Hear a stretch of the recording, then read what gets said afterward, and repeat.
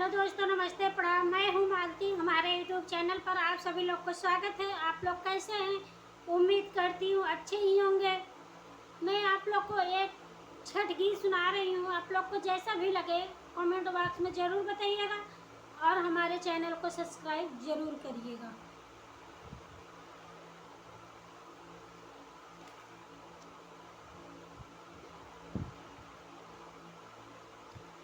कांच ही बस के बहंगिया बहंगी लचकत जाय, बहंगी लचकत जाय। कांच ही बस के बहंगिया बहंगी लचकत जाय, बहंगी लचकत जाय। बाट से पूछेला बटोहिया, बहंगी के करा के जाय, बहंगी के करा के जाय।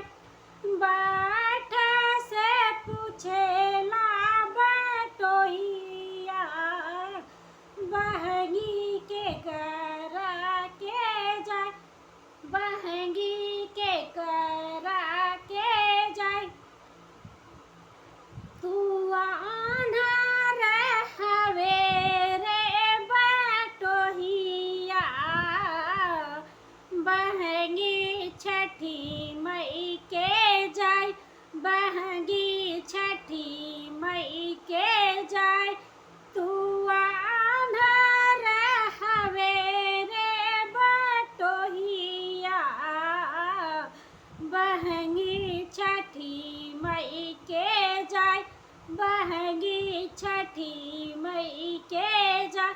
कांच ही बस के बहंगिया बहंगी लचकत जाय, बहंगी लचकत जाय। बाट से पूछेला बटोहिया, उखिया के करा के जाय, उखिया के करा के जाय।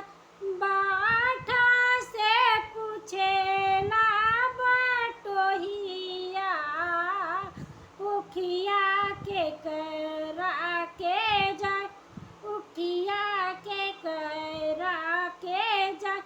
तू आन्हर हवे रे बटोहिया, उखिया छठी मई के जाय, उखिया छठी मई के जाय।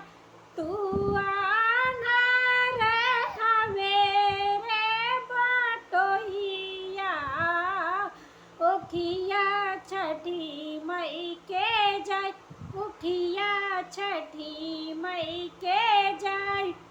कांच ही बस के बहंगिया बहंगी लचकत जाय, बहंगी लचकत जाय।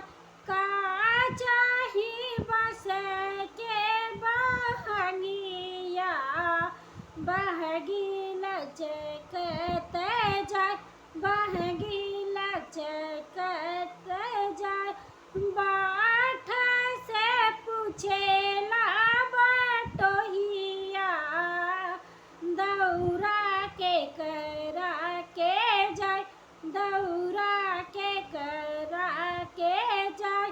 बाट से पूछेला बटोहिया, दौरा के करा के जाय, दौरा के करा के जाय।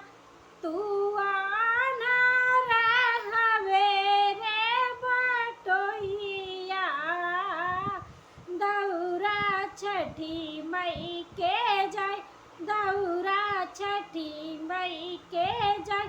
तू आन्हर हवे रे बटोहिया, दौरा छठी मई के जाय, दौरा छठी मई के जाय।